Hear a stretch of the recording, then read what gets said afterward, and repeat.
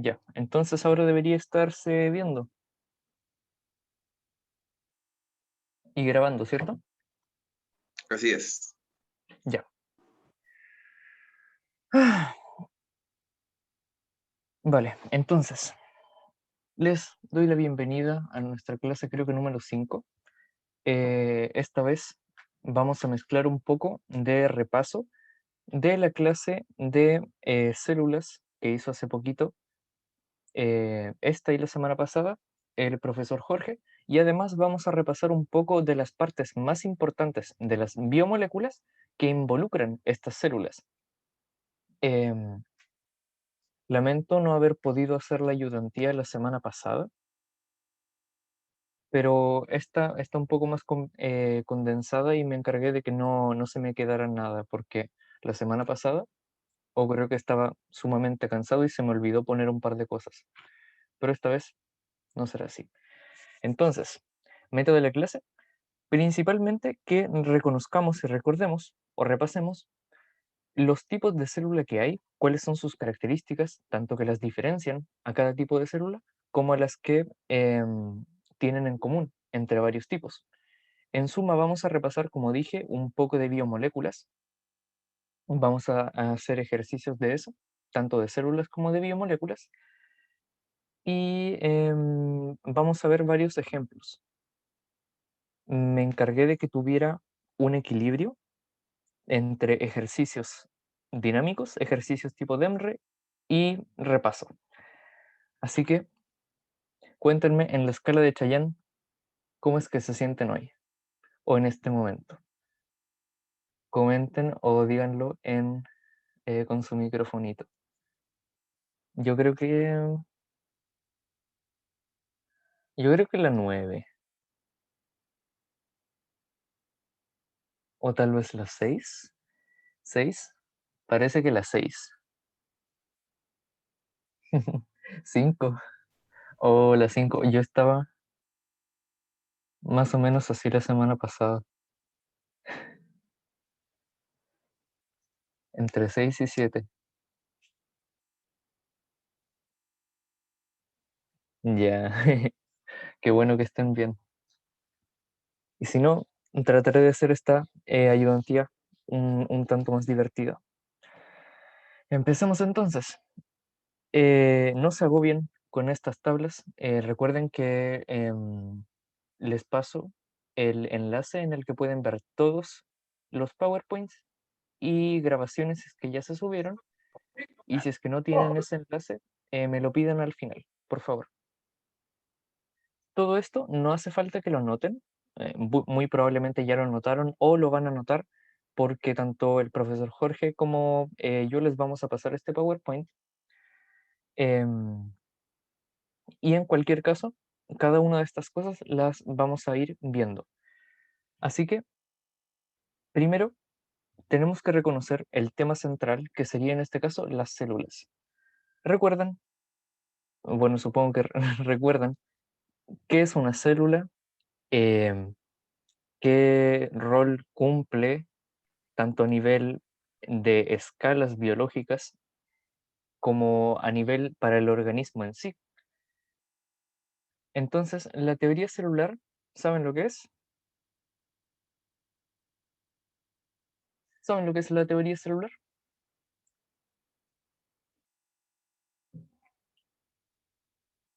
Recordemos que es una teoría. Una teoría es básicamente un conjunto de conocimientos científicos que sirven para explicar fenómenos del pasado y predecir fenómenos del futuro. A ese nivel de bien hecho tiene que estar el conocimiento científico.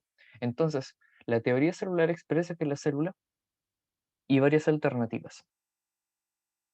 Podría ser la estructura de los seres vivos,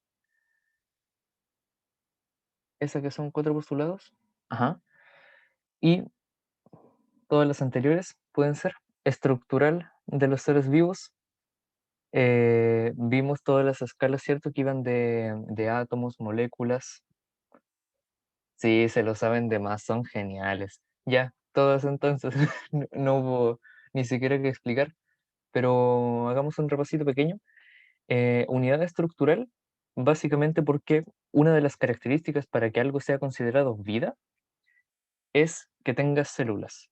Si no tiene células, no es vida, o al menos no entendemos nada o no hemos descubierto nada que consideremos vivo que no tenga células. Y esas células, a su vez, son las que otorgan todo el conjunto de reacciones químicas que permiten que el organismo esté vivo. Sin la célula no solo no puede estar hecho, sino que no puede funcionar. Así que estructural y funcional. Más encima, posee los mismos organelos en... no, en ese caso, cuidado, se me olvidó leer la 4, o sea, la 3. La 3, Que si la estudio. 3, cuidado con eso, porque la 3 no es. Vamos a ver por qué más adelante. Y toda la célula tiene que venir previamente de otra célula. Hasta 2000, como hasta marzo de 2021 no teníamos absolutamente ninguna evidencia de una célula que no proviniera de otra célula anterior. Y en marzo de 2021 salió el primer experimento en el que hicieron una célula sintética, entre comillas, y que funcionaba bien. Pero obviamente eso es demasiado nuevo como para que lo actualicen en el DERMRE, así que eh, dentro de la prueba va a contar como que las células necesariamente tienen que venir de otras células. Pero tengan como curiosidad que ya se pueden hacer sintéticas. Sería entonces solo 1, 2 y 4. Ya vamos a ver por qué no la 3. Moraleja, lean bien, porque puede que no. Asumimos que eran todas. ¿Conocen estas dos células que aparecen aquí, en la esquina superior izquierda y en la esquina inferior derecha? ¿Podrían identificarlas?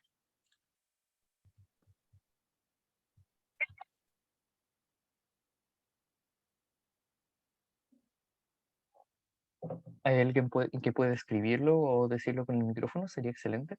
Animal arriba y vegetal abajo. Eucarionte. Exacto. Tenemos algo en común, diferencias y similitudes, recordemos.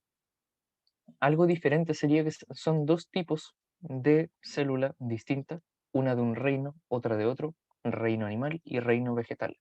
Pero tienen en común que pertenecen al mismo dominio que es eucariota. Recordemos de un poco de taxonomía que hay distintas divisiones en las que se agrupan características de los seres vivos.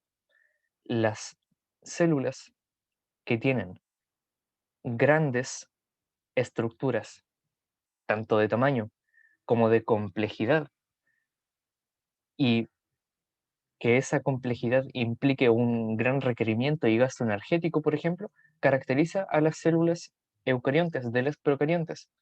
Las procariontes, todo lo contrario, no suelen necesitar tanta energía porque son más pequeñas y porque son menos complejas. Entonces, tenemos por ahora la idea de que células procariotas y eucariotas, ¿cierto? Son dos tipos de forma de vida basada en células y que de las eucariotas nos interesa principalmente la vegetal y la animal. Ya vamos a ver cómo se diferencian. Primero centrémonos en diferencias entre eucariotas y procariotas. Eucariota y procariota, ¿cierto? Serían dos distintos dominios. Vegetal y animal serían reinos. Los reinos se incluyen dentro de los dominios, que es un grupo más amplio en taxonomía o sistemática. Características, pueden anotar si quieren, luego la vamos a desarrollar, que distinguen entre procariotas y eucariotas. Procariotas más pequeños, eucariotas mucho más grandes. Hagan de cuenta que, por ejemplo, un procariota, por ejemplo, una bacteria, puede caber cientos de veces en una sola célula animal, que sería eucariota. En una sola célula de nuestro cuerpo, así random, por ejemplo, podrían caber cientos y cientos y a veces miles de bacterias. Así de pequeñitas son. y en consecuencia de ser tan pequeñitas, son mucho menos complejas. Por ejemplo, si analizamos cada una de las distintas estructuras que tienen de diferencia, vamos a ver que la eucariota va a tener muchas, muchas, muchas más características y muchas más estructuras, como organelos membranosos. Ya veremos eso también. Pero igual van a tener algunas cosas en común. Y de esas cosas en común, las de la célula procariota igual son más simplonas. Por ejemplo, ambas tienen en común la membrana plasmática o la membrana celular. Esto básicamente lo que engloba toda la célula, si lo comparamos entre una célula procariota y eucariota, a pesar de que sea técnicamente o análogamente lo mismo, van a tener ciertas diferencias que reflejan que la de las eucariotas es mucho más compleja. Eso principalmente. La vida se basa en células que vienen de otras células y que son la unidad estructural y funcional. De esas células consideramos procariotas, eucariotas. Procariotas son muy pequeñitos, muy poco complejos o simples. Y en cambio, las eucariotas serían todo lo contrario, mucho más grandes y mucho más complejas. Y de las eucariotas nos interesa principalmente vegetal y animal. Todo claro hasta aquí, ¿cierto? Y si no, igual lo vamos a ir viendo.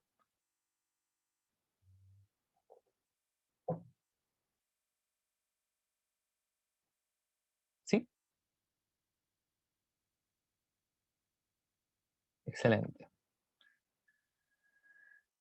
Ya vimos también la diferencia entre una célula procariota y una eucariota, así que me la voy a saltar. Pero también hay otra diferencia que no hablamos, y es la diferencia metabólica. ¿Recuerdan lo que era el metabolismo? Lo vimos en las primeras. ¿Se acuerdan? Era una característica de la vida, así como estar hecho de células. ¿Alguien podría explicarme qué es el metabolismo?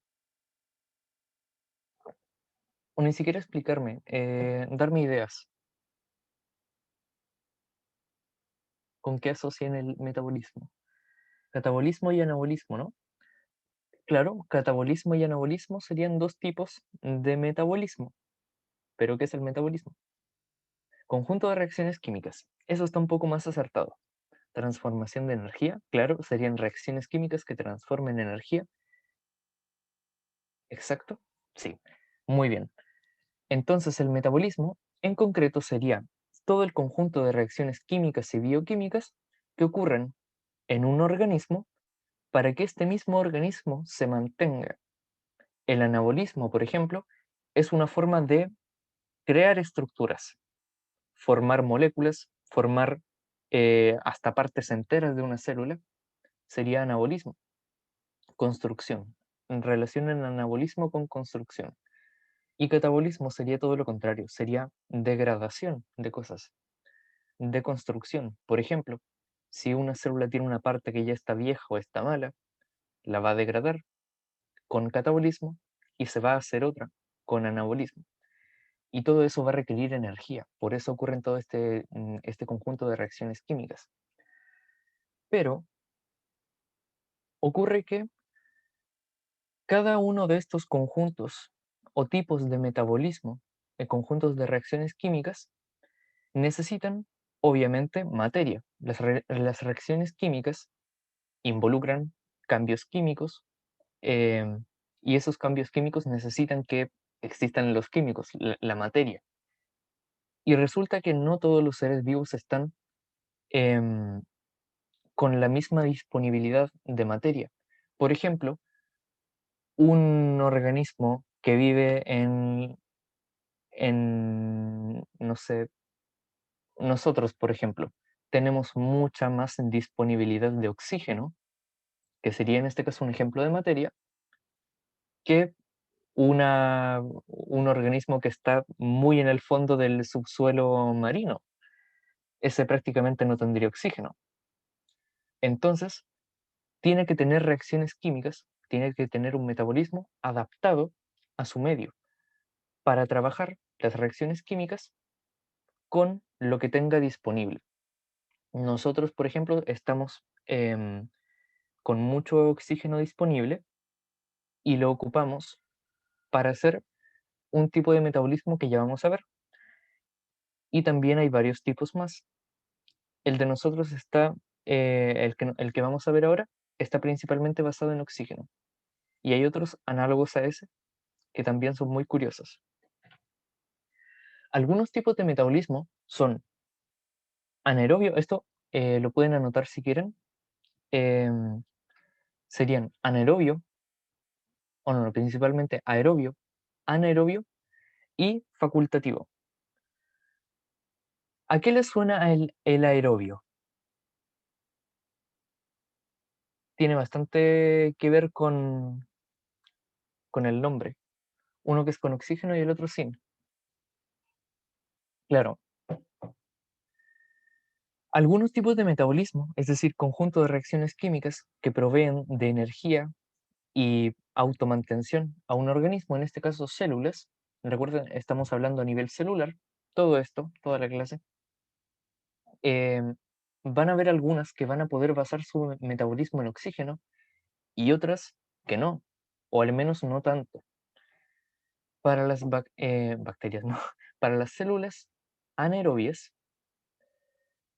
pueden metabolizar el oxígeno y eso lo vamos a ver probablemente después, pero por ahora, por ejemplo, vemos que estas células vegetales, en este caso, tendrían este organelo, ¿lo recuerdan?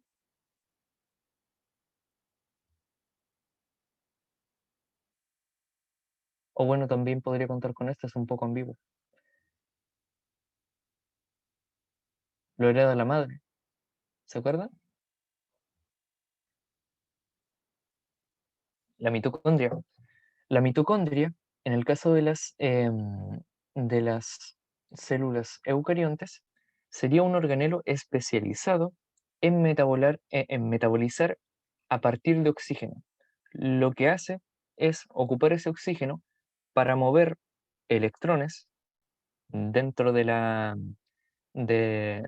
mitocondria y con esos electrones eh, fosforila una molécula que se llama ADP y la convierte en ATP. La fosforila le añade un fósforo y pasa de tener dos fosfatos a tener tres. Por eso ADP de difosfato y TP de trifosfato. No vamos a enfocarnos mucho en eso, simplemente un ejemplo en el que la mitocondria, en este caso, que sería de la célula eucarionte, hace metabolismo aerobio. Ocupa oxígeno para generar una reacción química que en este caso la provee de energía. En el caso de una bacteria, por ejemplo, también puede ocupar oxígeno. De hecho, una hipótesis em, con bastante reputación en la comunidad científica es que la mitocondria originalmente era una bacteria que fue, por así decirlo, comida, en realidad fagocitada, por una célula eucariota más grande, pero que no la digirió.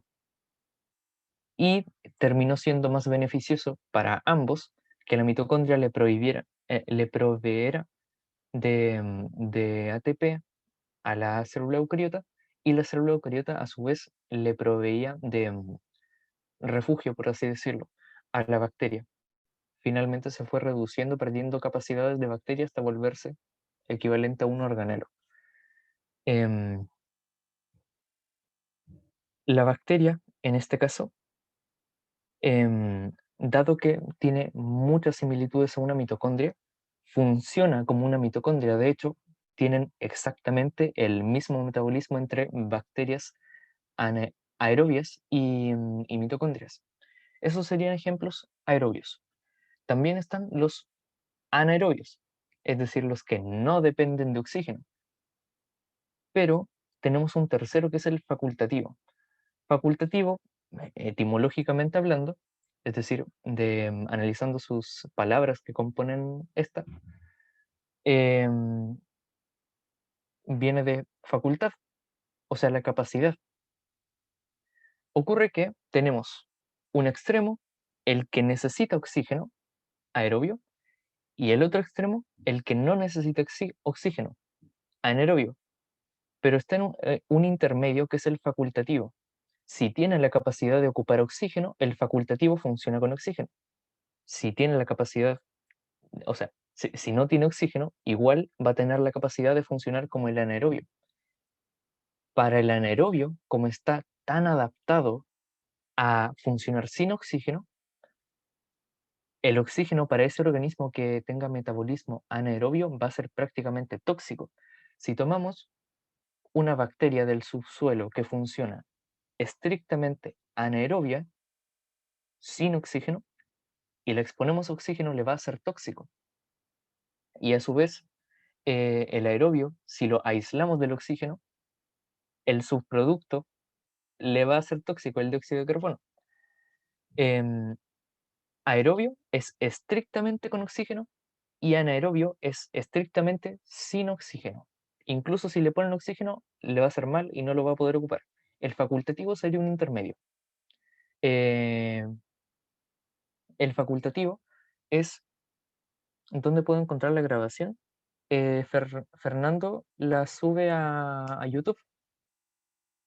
Puedes ir a la página de Instagram de Preucreps y ahí vas a encontrar un enlace, tú lo abres y te deja ir a YouTube. Facultativo entonces sería varios tipos de metabolismo. Está, por ejemplo, el metabolismo de fermentación, el cual es anaerobio, y hay algunos organismos que son facultativos, que por ejemplo pueden hacer fermentación anaerobia, pero a la vez tienen otras capacidades metabólicas para sí trabajar con oxígeno. Entonces, tendríamos estrictamente con oxígeno, estrictamente sin oxígeno e intermedio.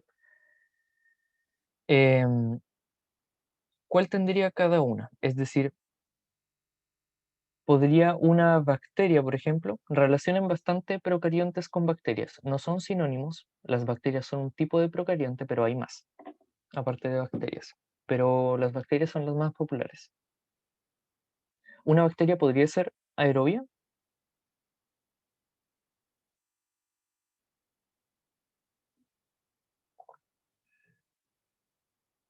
¿Podría una bacteria ser aerobia? Y si es que es así, ¿por qué? Victoria cree que sí.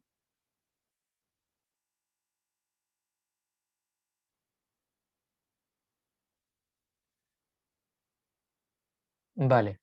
Sí, en efecto, las bacterias pueden ser aerobias y, como les mencioné, gran parte de las bacterias, algunas que vulgarmente se les llama bacterias o células respiradoras, porque ocupan el proceso de respiración celular de las mitocondrias, tienen exactamente el mismo metabolismo aerobio de las mitocondrias. Con base a oxígeno consiguen ATP. Sí tenemos bacterias o células procariotas que ocupan oxígeno. Por eso, por ejemplo, podemos tener bacterias en todo el cuerpo, básicamente. Por ejemplo, en la piel tenemos un montón. Y esas bacterias eh, están expuestas a oxígeno y no les pasa nada. Tenemos aerobias. Están también las anaerobias. Digamos que, por ejemplo, em, enterrado muy bajo en el suelo hay bacterias. Esas bacterias podrían ser aerobias. No, pues, serían anaerobias. Tenemos bastantes. Están, por ejemplo, las que hacen fermentación alcohólica. Para hacer copete, por ejemplo, se ocupan bacterias anaerobias em, que ocupan, en vez de oxígeno, en vez de oxígeno molecular, ocupan oxígeno de otras partes, no estrictamente así oxígeno solo. Por ejemplo, bacterias anaerobias que hagan fermentación alcohólica van a obtener oxígeno del alcohol, o sea, no, del alcohol no, de azúcares, y de esos azúcares toman lo que necesitan, ejecutan su metabolismo anaerobio, en este caso la fermentación, y eso deriva en alcohol. Y facultativo, como mencioné, sería el intermedio. Para el queso, ¿no? La fermentación de la leche para hacer queso, claro. La leche tiene un tipo de azúcar llamada la lactosa, y la lactosa, Muy rico. ¿alguien va a decir algo?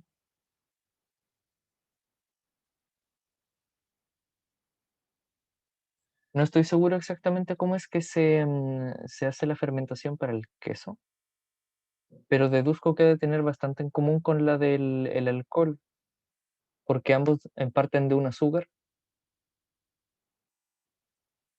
Y eso básicamente se entiende lo que es distintas formas de metabolismo, el aerobio, el anaerobio y el facultativo. Perfecto, creo que está bastante fácil. Estrictamente con oxígeno, estrictamente sin oxígeno e intermedio, que puede, pero a la vez puede con el otro. Tenemos aún más diferencias. Ah, no, olviden eso. Em, Seguimos en cuál tendría cada uno. Ya vimos cuáles podrían tener las bacterias. Las bacterias pueden tener básicamente todo. Las bacterias son súper versátiles. Tienen gran capacidad de cambio y adaptación. Por eso son los microorganismos más exitosos. Incluso por sobre los humanos. Em, pero sin embargo tenemos también las células eucariotas. Tenemos aquí, por ejemplo, una célula vegetal, pero también puede ser un animal. Las células vegetales o animales, es decir, las eucariotas, podrían ser alguna de estas tres. ¿Cuáles podrían tener?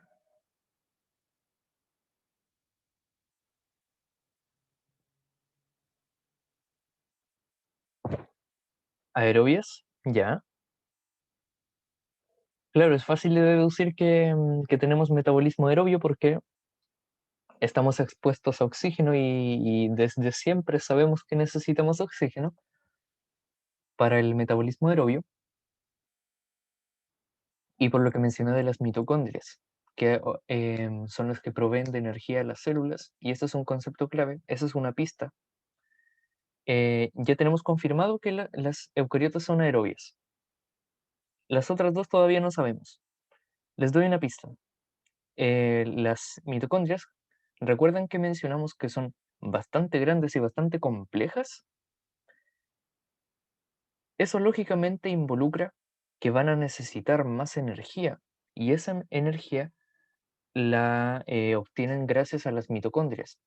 Si tomamos, por ejemplo, una célula de la piel, por ejemplo, y la comparamos con una célula de la retina, del ojo, ¿cuál creen que tenga más mitocondrias? ¿Y por qué? Piénsalo por un momento.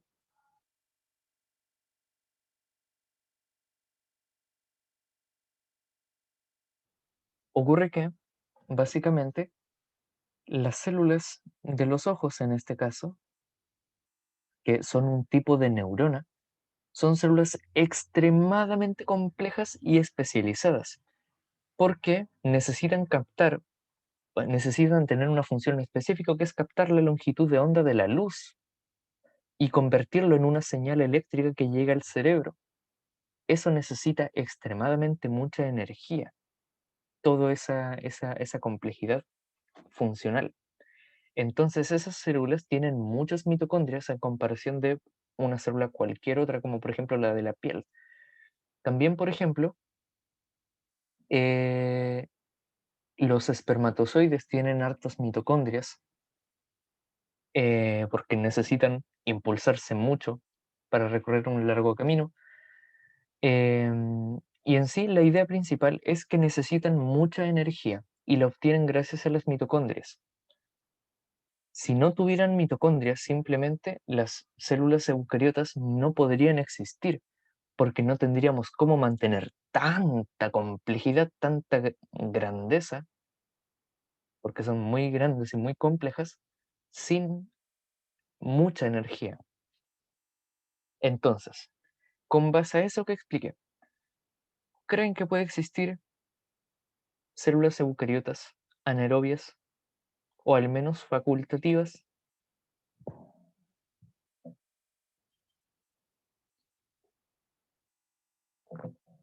¿Creen?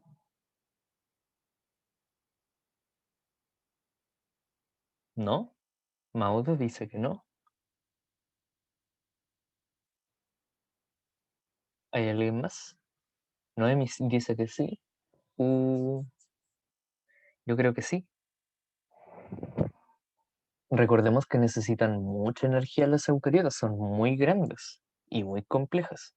Algunas muy especializadas en una sola función que requiere mucha energía, como por ejemplo una neurona. ¿Sí? Ya. ¿Se acuerdan de lo que dije de que para el DEMRE solo van a pedir que las células vienen, em, vienen de otras células, pero hablando a un nivel un poco más específico, sí hay estudios muy, muy, muy recientes de marzo de este año, muy recientes, de las primeras células que fueron hechas sintéticamente. Ya, de la misma forma, aquí vamos a encontrar durante todas las ayudantías muchas cosas que están desactualizadas y que van a tener que, por así decirlo, mentir para que, para que les tomen bien las preguntas, porque no están actualizadas. Sucede que durante extremadamente mucho tiempo, hasta hace muy poquitos años, creo que 2018, no me acuerdo exactamente, eh, se había pensado que las células eucariotas, es decir, vegetales, animales, de hongos, de protistas, de absolutamente todo lo eucariota, eran estrictamente dependientes del oxígeno, o sea, solo aerobias, y que no podía existir una célula eucariota que no fuera aerobia. ¿Por qué? Por lo que mencioné. Son muy grandes, son muy complejas y por ende necesitan mucha energía. Y esa energía la obtienen gracias a la mitocondria, que era aerobia. Em, y si no tuvieran metabolismo aerobio, las mitocondrias no podrían tener tanta grandeza y tanta complejidad porque no tendrían energía para mantener todo eso. Eso es lo que le van a pedir en el DEMRE cuando tengan que responder una pregunta si las, sobre si las células eucariotas son solo aerobias, pongan que es solo aerobia. Pero guarden como curiosidad que existen por ahora solo dos especies de millones, de millones, de millones de especies que existen que son eucariotas y que no necesitan oxígeno, eh, que son facultativas, no son anaerobias. Entonces, si no contamos solo dos especies de un total de millones de millones de millones de millones de especies de animales, de plantas, de hongos, de todo lo eucariota posible, que es un grupo extremadamente amplio, solo dos especies que son la minoría absoluta, son facultativas. No les es tóxico el oxígeno, pero pueden vivir sin oxígeno. Así que, en resumen, tenemos ya los tipos de metabolismo y las procariotas los tienen todos, las eucariotas hay dos especies facultativas, pero en el DEMRE solo les van a preguntar que son aerobias. Así que marquen siempre que son aerobias estrictamente, dependientes del oxígeno. ¿Se acuerdan de lo que les mencioné? De que tantos células procariotas como eucariotas tienen partes que las diferencian y partes en común.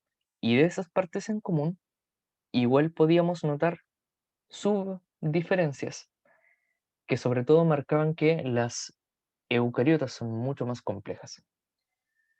Este es una de sus diferencias, la membrana. Lo que estamos viendo aquí, ¿se acuerdan? Son la bicapa de fosfolípidos. ¿Se acuerdan de eso? ¿Sí? Aquí estaría la membrana de fosfolípidos de las bacterias. Lo que aparezca arriba es de bacterias, o sea, de procariotas, y lo de abajo es de eucariotas. Y en el caso de las eucariotas,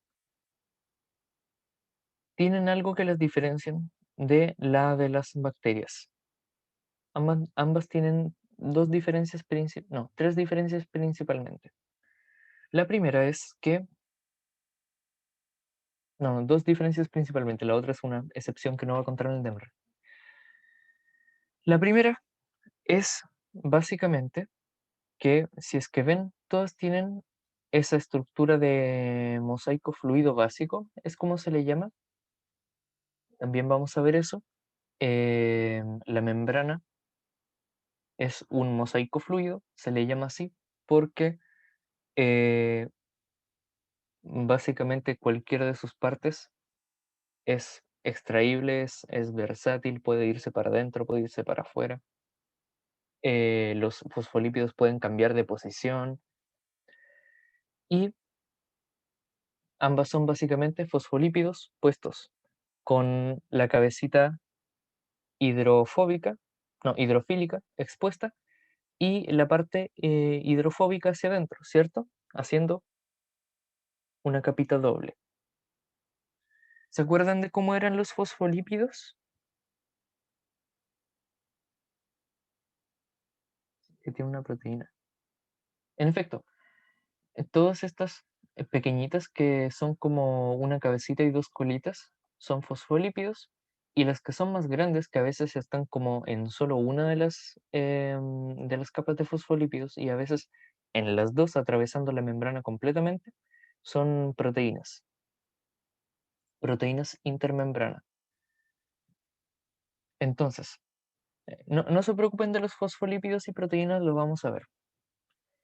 Eh, Tanto procariotas como eucariotas, si es que están tomando apuntes, en su membrana tienen en común la bicapa lipídica, dos capas superpuestas de fosfolípidos, ¿ok?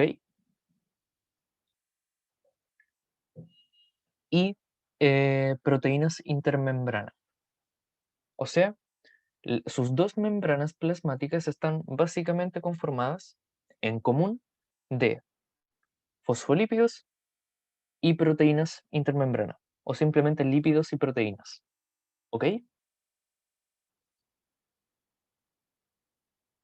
Eso es lo que tendrían en común, si es que están anotando, pero también hay cosas que no tienen en común.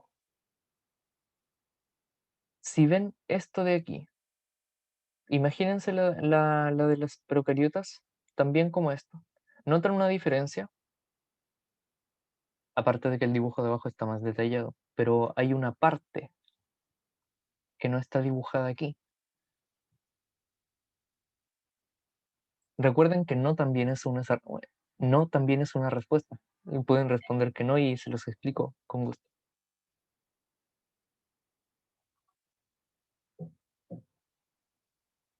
Ambas tienen fosfolípidos, ambas tienen proteínas, pero hay diferencias.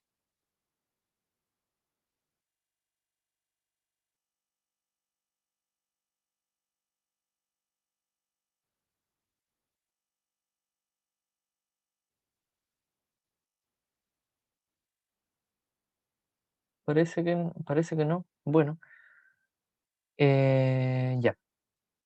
Entre los fosfolípidos, en el caso de las eucariotas, tienen colesterol entre medio de los fosfolípidos. ¿Ven algunos fosfolípidos que tienen como un conjunto de bolitas amarillas aquí? Ya, eso es colesterol. El colesterol es un tipo de lípido, pero no tiene,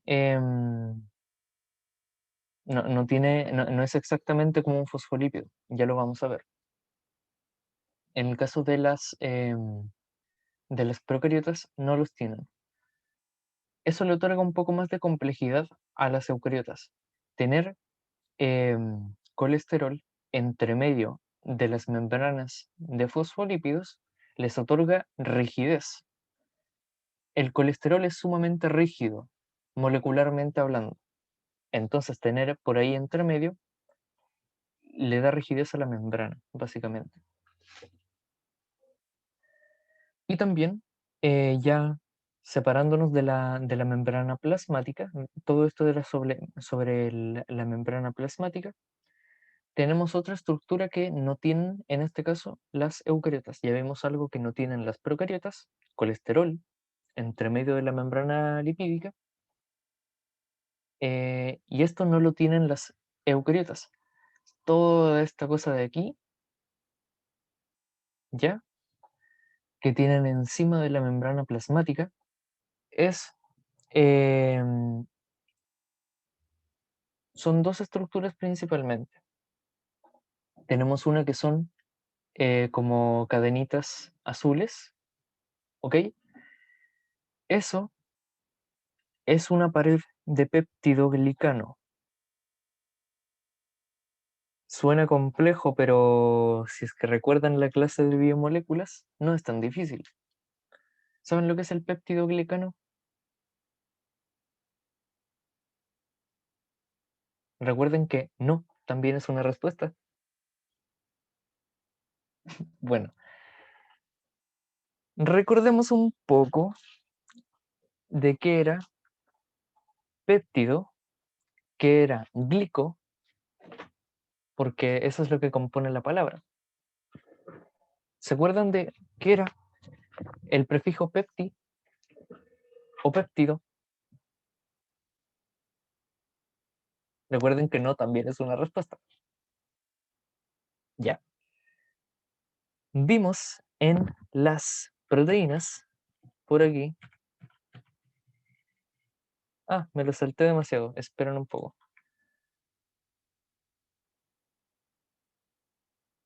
Les hice tremendo spoiler.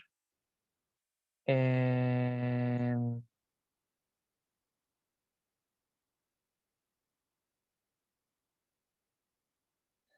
Vimos en las proteínas que, sí fue spoiler gratis, vimos en las proteínas que tenían un tipo de enlace en concreto, que era el enlace peptídico.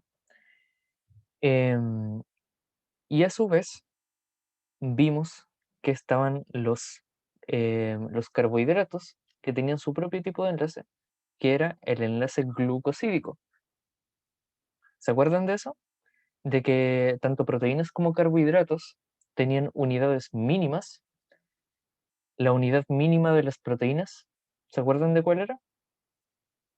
¿Y se acuerdan de los péptidos tienen que ver con los aminoácidos? Sí, sí, correcto.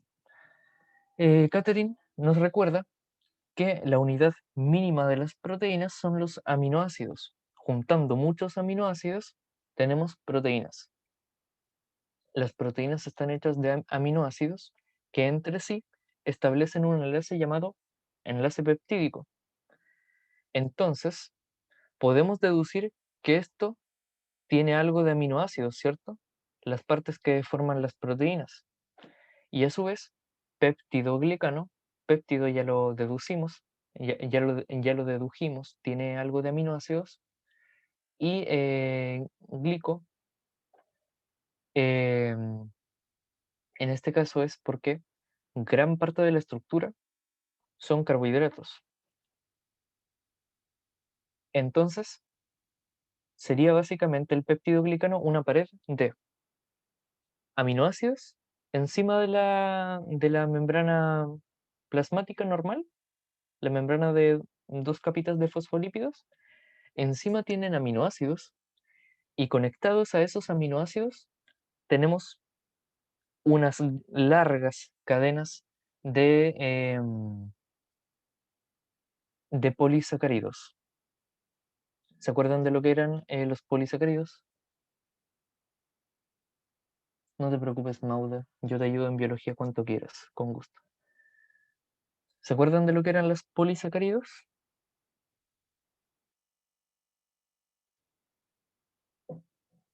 Conjuntos de carbohidratos, ¿cierto? De varios monosacáridos. Si juntamos dos monosacáridos, teníamos disacáridos, y si juntamos ya más, tenemos polisacáridos. Entonces sería básicamente la pared de peptidoglicano, un par de aminoácidos con una gran cadena de carbohidratos. Eso. No es muy complejo, pero es una cubierta, un tipo de cubierta que tienen encima de la membrana normal algunas bacterias. Y hay otras que tienen solo una pequeña pared de peptidoglicano finita, no como esta de aquí, que son varias, ¿cierto?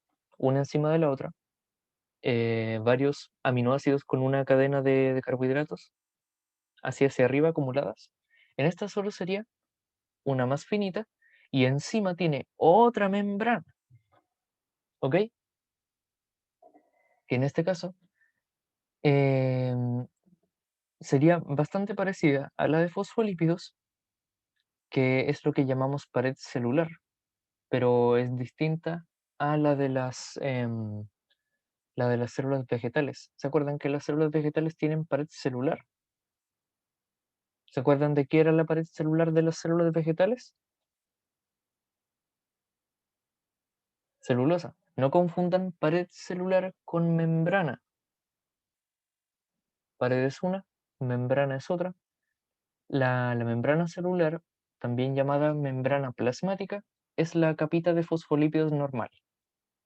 ¿Ya? En el caso de algunas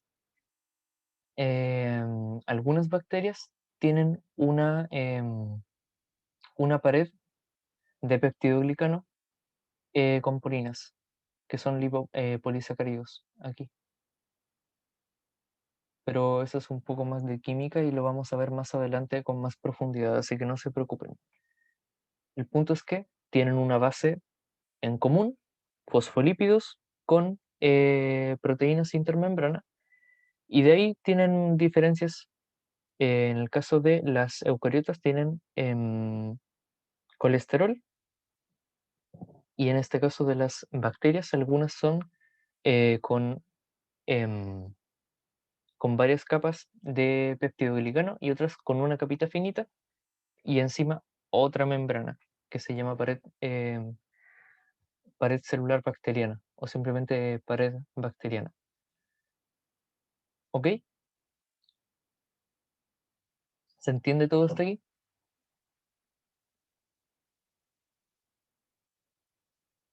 Genial. Em, las bacterias que tienen varias capas de peptidoglicano se llaman gram positivas y estas, que solo tienen una pequeñita, se llaman gram negativas. Se les diferencia entre gram positivas y gram negativas, ¿ok? Guárdenselo como que las gram positivas tienen mucho peptidoglicano y las gram negativas no, tienen poquito. Em, Se les llama gram positivas o gram negativas porque se hace, para verlas al microscopio, una tinción, se pintan a las células con una tinción que se llama gram. Y las que tienen, o sea, esta molécula de la tinción gram, que es la que se ocupa para pintar las células, para teñirlas, reacciona con el péptidoglicano y hace que se vea de color moradito o rosado. un rosado medio morado o violeta. Entonces, mientras más peptidoglicano haya, más va a reaccionar el tinte con el peptidoglicano y por ende más fuerte se va a ver el color. Entonces, gram positivas tienen gram peptidoglicano, gram negativas no porque tienen otra pared celular encima. ¿Se entiende todo hasta aquí, cierto? Entonces, vamos a hacer un par de preguntas. Sería ideal que lo respondan con micrófono, pero en chat igual. ¿Cuál tendría núcleo y cuál no? ¿Y por qué? En la célula eucariota hay núcleo y en la procariota no. Aurora dijo eso. ¿Y por qué en la procariota no hay núcleo? Porque tiene núcleo, ¿no? Tiene algo parecido al nucleolo que se llama nucleoide. Está en el citoplasma. Ya. En concreto, lo que ocurre, como mencionamos, las membranas de las células eucariontes, a diferencia de las procariontes, son mucho más complejas y tienen varias. Las de las procariontes solo tienen la externa y ya. Adentro no tienen membranas. Las eucariontes sí. Entonces, si no tienen membranas para encapsular el ADN, no pueden tener un núcleo o algo parecido. Lo que tienen es el nucleoide, que no es como una estructura en específico, sino que simplemente el lugar donde se guarda el ADN así todo junto, todo en el citoplasma. Técnicamente el ADN está suelto en el citoplasma, pero se queda juntito en un lugar. Pero lo que diferencia principalmente el núcleo de la eucariota y de la procariota es que la eucariota sí tiene núcleo, que es algo que separa ya físicamente, aísla el ADN del resto de la célula. En el caso de la procariota, igual el ADN se mantiene en un lugar juntito, pero está en contacto con todo el resto de partes de la célula, no está separado físicamente. Y ese lugarcito donde se acumula se le llama nucleoide. Pero por si se les complica memorizar todo eso, para efectos prácticos, eucariota tiene núcleo, procariota no tiene núcleo.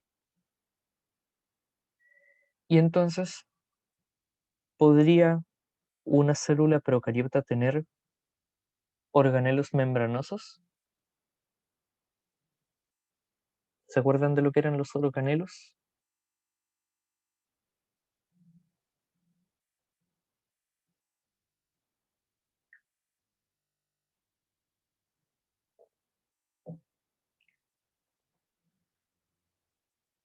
¿Podrían los procariotas tener organelos membranosos?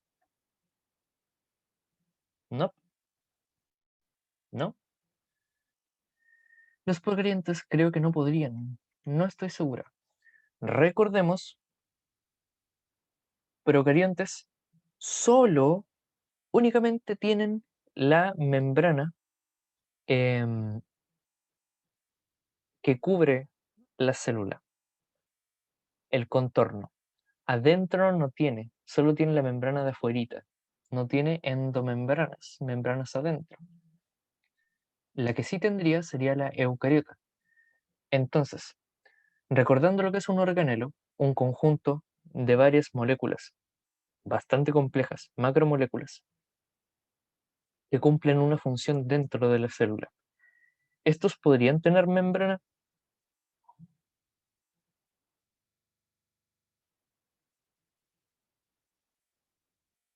¿Mm?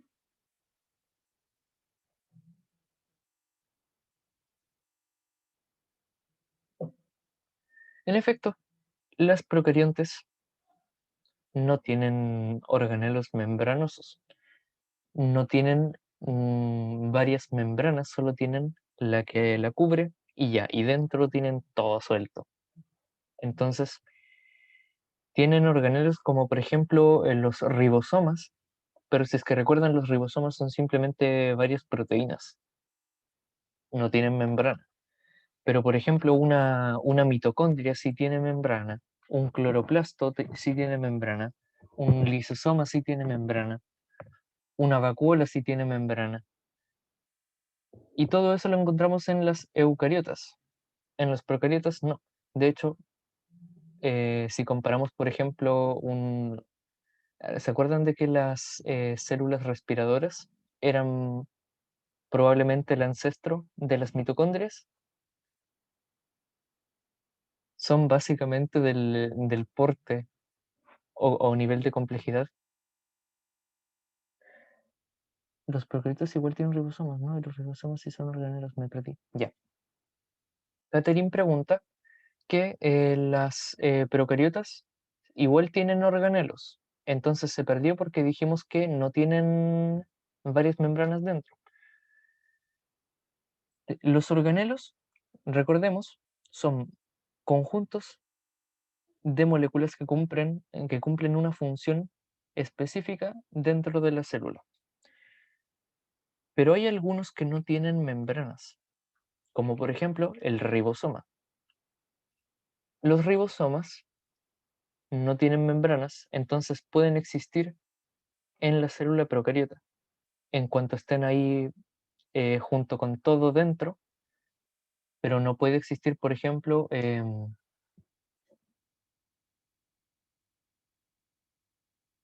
enseguida te respondo, Marcela. En las células procariotas no tienen membranas adentro. Entonces, si es que tienen organelos, estos van a ser solo los que no tienen membrana, como por ejemplo los ribosomas. ¿Ok?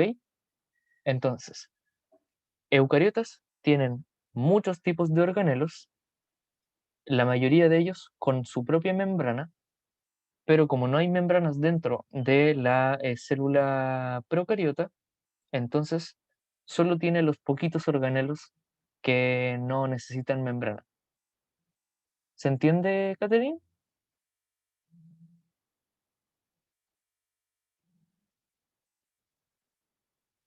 La célula procariota no tiene organelos membranosos.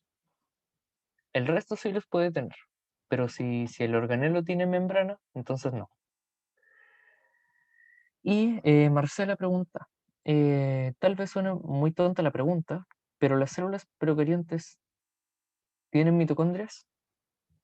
No es tonta la pregunta, ninguna pregunta es tonta. Tonto es no preguntarse y quedar con la duda. Recordemos, una célula procarionte, la vemos aquí. De hecho, me voy a salir. Em, vamos a ver fotos de cada una.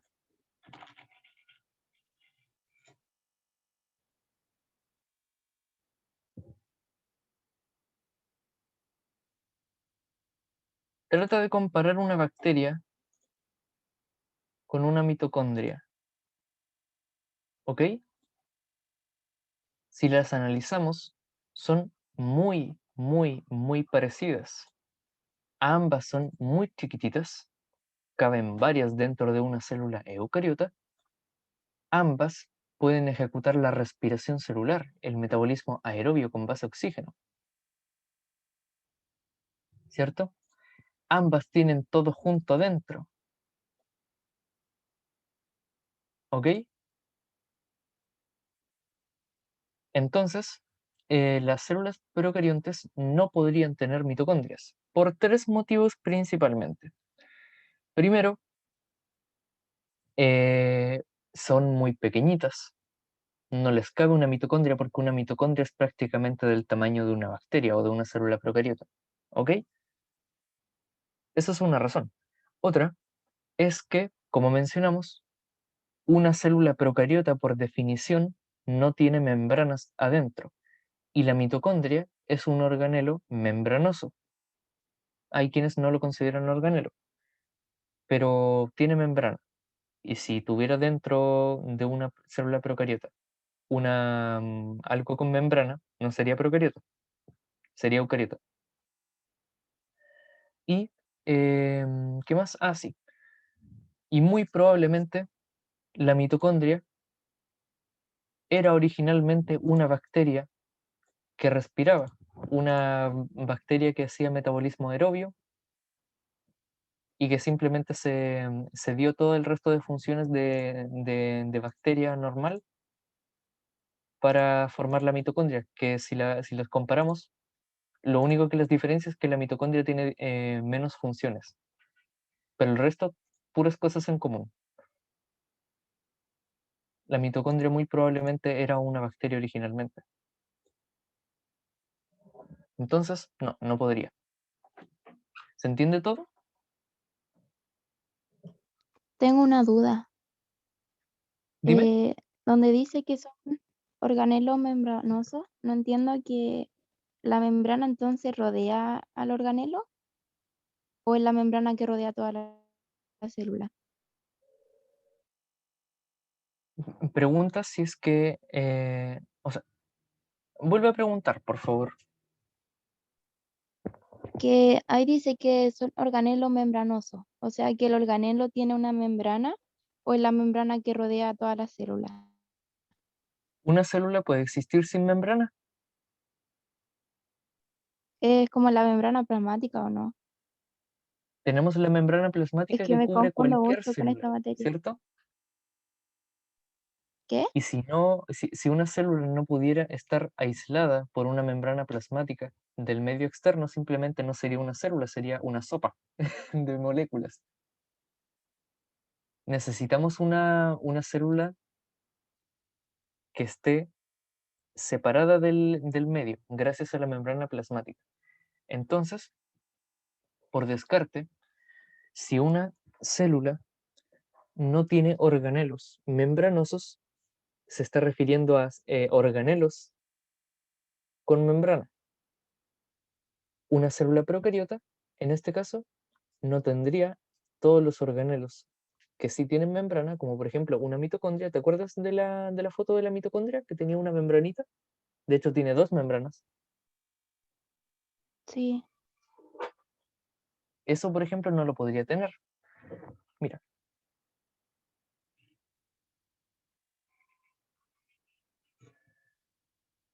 Este, por ejemplo, es un lisosoma. Como ves, tiene membrana. También está, por ejemplo, el cloroplasto. Y el cloroplasto, de hecho, tiene dos membranas. Esos son, por ejemplo, organelos membranosos con sus membranas. Pero, por ejemplo, está el ribosoma. Y si vemos el ribosoma, bueno, aquí lo simplifican y lo hacen como una masa. Pero un ribosoma sería así. Como se ve, no tiene membrana. Es simplemente un conjunto de proteínas. No tiene una membrana. Ese tipo de cosas sí pueden estar en la célula procariota. Ah, ya entendí. Gracias. No tienen organelos membranosos, no puede tener cosas dentro de su membrana con más membranas. ¿Todo está aquí? ¿No hay más dudas?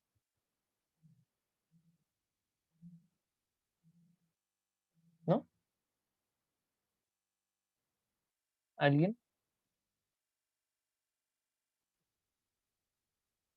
Parece que no. Seguimos y si es que hay dudas, por favor interrumpan. ¿Puede no tener membrana en ninguna parte? Si no tuviera membrana en ninguna parte, no tendría cómo separarse del medio y, como dije, sería básicamente una sopa. La célula es aislada de su medio y si no tiene una forma de aislarse, no es célula. Sería simplemente todas sus partes sin membrana disueltas en agua. Entonces, puede no tener membrana en cualquier parte que no sea la membrana plasmática o membrana celular general, que es la que cubre cualquier célula. ¿Ok? Mínimo va a tener que tener esa membrana. Pero más membranas aparte de esa puede no tener, en el caso de las procariotas. ¿Alguna otra pregunta? Si no, pasamos y luego me interrumpen. Si es que hay más dudas, interrúmpanme por favor. Vamos a repasar un poco. Por poco doy vuelta al agua, porque tiene un agujerito y tomé por donde no estaba. Tenemos los lípidos, ¿se acuerdan? Los lípidos son un tipo de biomolécula orgánica. ¿Se acuerdan de la definición de biomolécula orgánica y que tenía varios tipos, ¿se acuerdan? ¿Cierto? Que aparte de lípidos tenía proteínas, ácidos nucleicos, carbohidratos. ¿Se acuerdan de eso? Ya. En el caso de los lípidos, como habíamos visto, son estos de aquí, ¿ok? Que se caracterizan por tener una estructura basada en carbono, hidrógeno y oxígeno. ¿Ya? El tipo de enlace era el éster. Vimos que, por ejemplo, las proteínas eran un enlace peptídico. Tenemos los carbohidratos, los polisacáridos se hacen en el enlace eh, glucosídico, ¿cierto? Los lípidos son hidrofóbicos. Mira, sí, son hidrofóbicos, pero hay algunos casos en los que puede tener una parte hidrofílica, lo contrario, que son, por ejemplo, los fosfolípidos. Ya vamos a ver eso. O sea, estos no eran fosfolípidos. Se dividían en saponificables e insaponificables. A grandes rasgos, saponificables significa que pueden someterse al proceso de saponificación, que es una reacción química, y los insaponificables no pueden someterse a esa reacción de saponificación, por eso insaponificables. Esta reacción ocurre en un medio básico. ¿Saben lo que es un medio básico o un medio alcalino en química? ¿Cierto? ¿Saben lo que son los ácidos y los alcalinos? Sí, el tema del pH. Tiene que ver Ya. con el pH. Para quienes no sepan, cuando termine esta ayudantía, viene ayudantía de química, así que ahí pueden hacer esas preguntas, pero yo se los voy a decir a rasgos generales. Tenemos los ácidos que ceden iones generalmente de hidrógeno y los alcalinos que es los alcalinos, en este caso sería todo lo contrario. Tenemos esta parte de aquí que recordemos se llaman ácidos grasos. Está saturadísimo de hidrógenos. Eso le otorga acidez.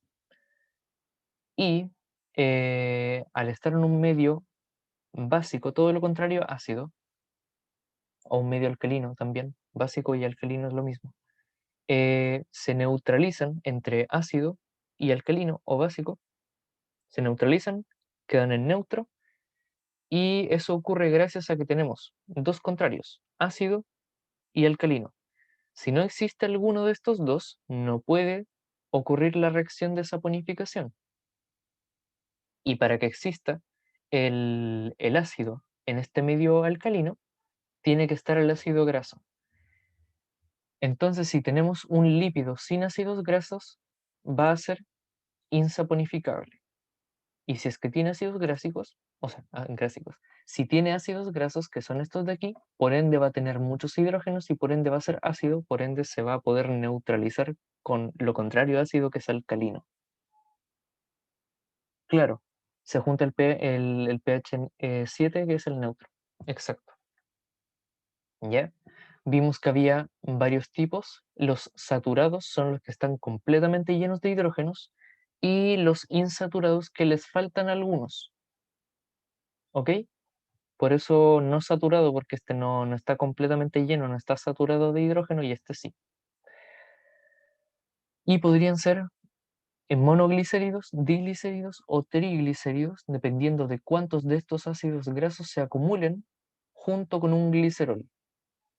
¿Ok? El glicerol es una molécula de alcohol, es un tipo de alcohol. Tiene 3 oxígenos que pueden hacer que se conecten 3 ácidos grasos. Entonces, por ejemplo, si vemos que estos son los fosfolípidos de la membrana, ¿cuáles serían monoglicéridos, diglicéridos o triglicéridos?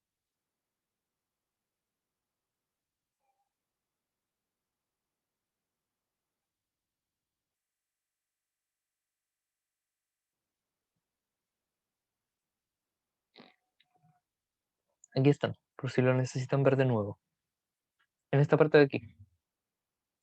Glicerol es el que agrupa varios ácidos nucleicos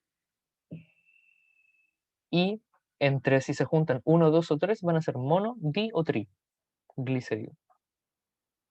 Serán diglicéridos, ¿cierto?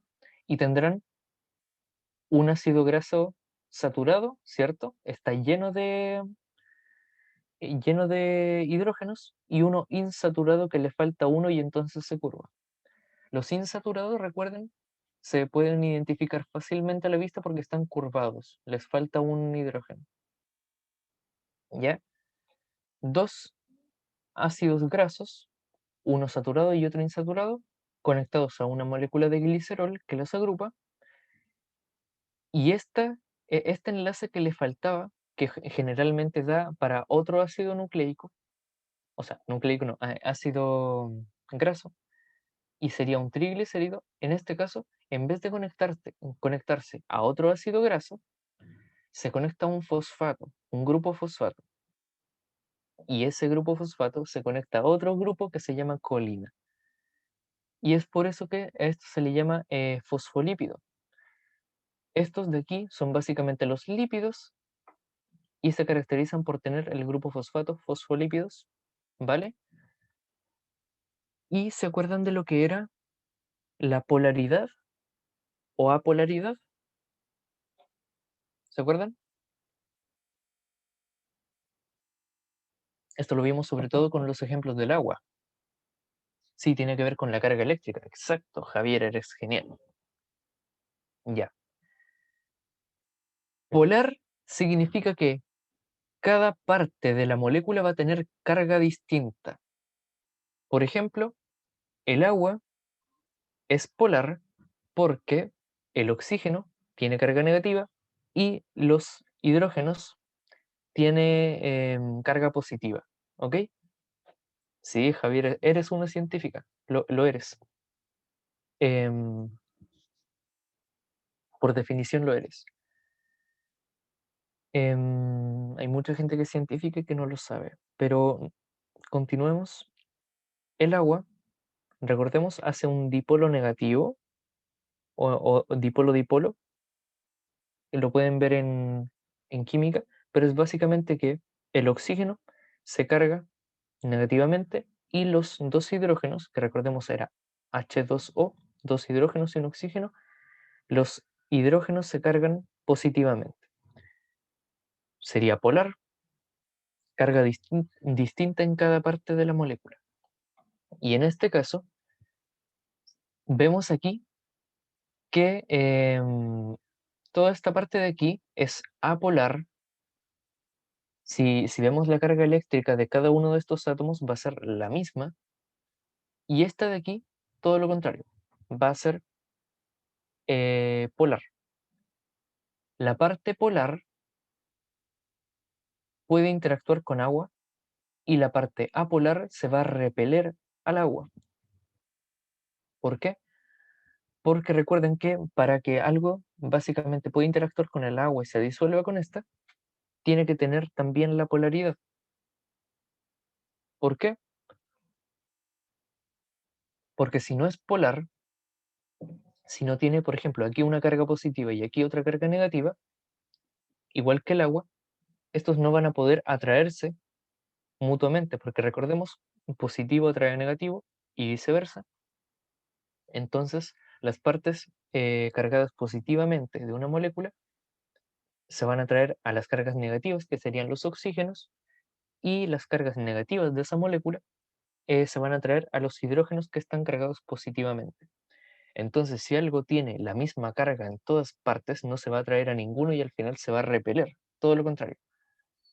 Entonces, básicamente, la cabecita del fosfolípido es polar, tiene carga eléctrica distinta en cada parte, por ende, interactúa con el agua y se puede exponer. Es la parte que se expone. Digamos que aquí, por ejemplo, afuera de la membrana, afuera de la célula, hay agua, se puede exponer así. Y adentro de la célula igual hay agua, entonces expone también la cabecita polar. Y la parte que se repele al agua, por ende, queda hacia adentro. Y así, todas las partes del fosfolípido están felices. La que quiere interactuar con el agua está expuesta y la que no, cubierta. Considerando eso, veamos este esquema, que es tipo de hembra. El esquema representa un segmento de la membrana plasmática. Estos son los fosfolípidos, su cabecita, con el glicerol, el grupo fosfato y la colina, ¿cierto? Cada uno con carga distinta. Y la cola hacia abajo, que como vemos es toda igual, una misma cosa repetida, va a tener la misma carga, ¿ya? Cada una de estas zonas distintas del fosfolípido las vamos a nombrar con una letra. Las colitas, todo el conjunto de colitas, es decir, del ácido graso, ¿cierto? Recordemos, estos son los ácidos grasos, la cadenita de carbono con hidrógeno, sería P. Q sería la parte que agrupa estos ácidos grasos, que sería el glicerol, el grupo fosfato y la colina, o en general la cabecita polar con distintas cargas, ¿cierto? Sería Q. Y R sería lo que está entre medio de estos, ¿ya?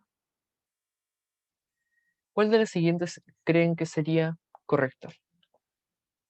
P, o sea, las colitas, están compuestos de carbono e hidrógeno. Q tiene carga eléctrica. Y R es una zona de puentes de hidrógeno. ¿Cuál era R? R es aquí entre medio de las colitas.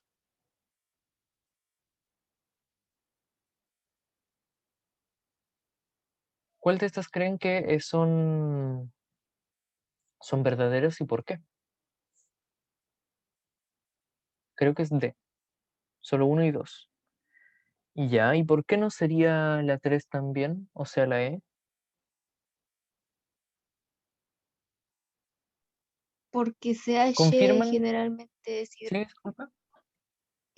Q, que generalmente CH es hidrofóbico, entonces correspondería a la colita. Q debería tener carga eléctrica porque sería polar, entonces sería hidrofílica. Y R no creo que forme puentes de hidrógeno porque eso corresponde a lo que son polares.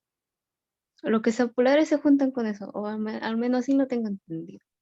¿Quién está hablando? ¿Cómo se llama? Javier. Javier, eres genial, muy genial. Exacto. Esta parte, que es una repetición de carbono e hidrógeno, tiene la misma carga en todas partes, porque la misma secuencia repetida, entonces es hidrofóbica, no va a tener carga, y la cabecita que sí se expone al agua es la que es polar, tiene distinta carga en varias partes, entonces sí, va a tener carga eléctrica. Y R es una zona de puentes de hidrógeno. Mencionamos en la... Disculpen, ahí. Voy a dibujar aquí. ¿Cómo es que se dibuja? Ah, ya. Ya. Digamos que aquí tenemos una molécula con carga positiva, ¿cierto? Se va a atraer a una con carga negativa, ¿cierto? Y se va a repeler con otra que tenga la misma carga, ¿cierto? Positiva. Entonces, si tenemos que juntar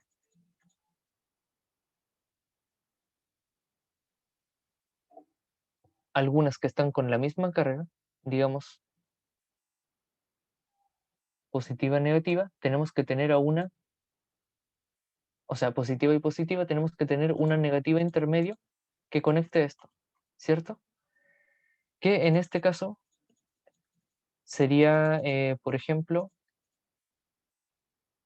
una molécula negativa, otra negativa también, y entre medio una positiva que sería un hidrógeno.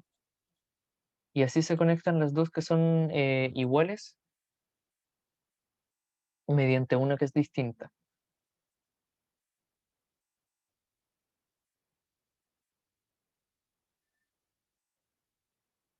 Y si analizamos,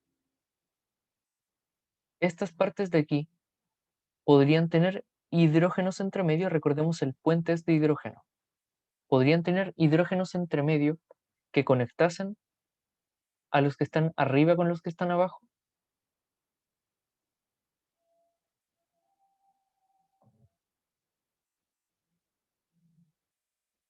¿Se podría o no se podría?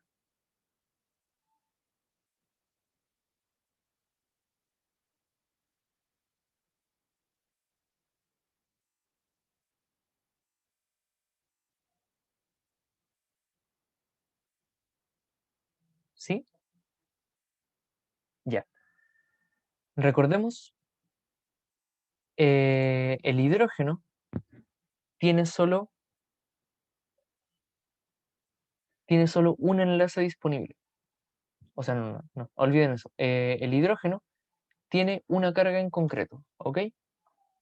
Para tener esa carga en concreto, tiene que estar teniendo fuerza electrostática entre otros dos que sí también tengan carga. Pero como mencionamos, las cargas aquí están neutras. Pongamos aquí un...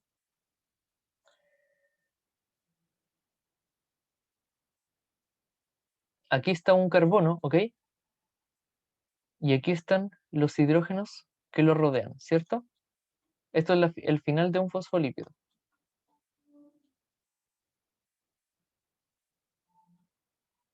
¿Cierto? Y aquí tenemos otro que sería lo mismo, ¿cierto? Esta es la puntita de esto de aquí.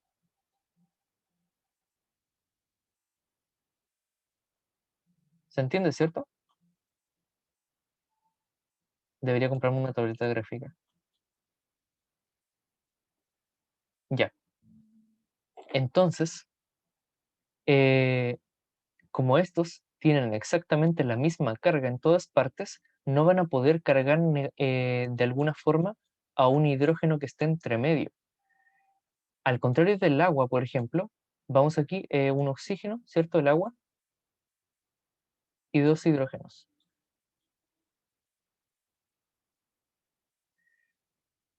Los hidrógenos tienen una carga positiva y una negativa. La negativa se la lleva el oxígeno y se queda negativo. Y como solo le sobra una carga que es positiva, los hidrógenos se quedan positivos. Pero en este caso tenemos la misma carga para todas partes, entonces no se puede ejercer una fuerza electrostática que haga que, por ejemplo, esta sea negativa y este positivo, ¿cierto? Sería la D.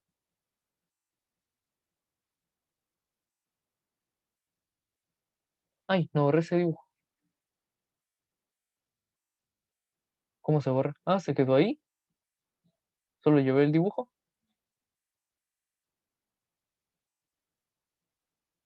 No, yo Se igual lo supone que lo había veo. borrado. Ah, ahí, ya.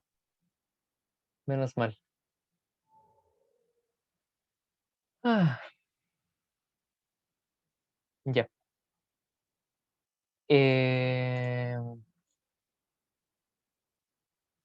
Vamos a tratar de ir rápido, porque parece que nos va a faltar un poco de tiempo.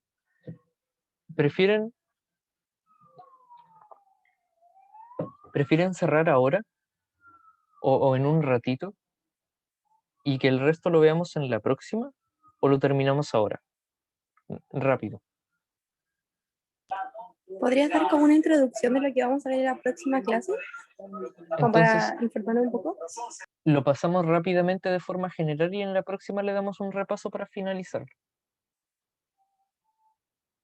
Ya. Ya, ¿les parece entonces? Ya. Otra diferencia, y esto completamente distinto, distinto al tema de las biomoléculas, más diferencias entre la célula procariota y la eucariota es que es cómo se organiza el ADN. En el caso de las procariotas, tienen el ADN enrollado de forma circular. Por ejemplo, ahí tenemos el ADN que es así, ¿cierto? Ay, me quedó horrible.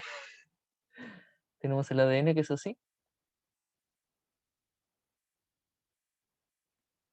En el caso de las procariotas, se enrollaría para formar un cromosoma. Y en el caso de las procariotas, se engancharía esta puntita de aquí con la de aquí, ¿cierto? Y terminaría formando algo así.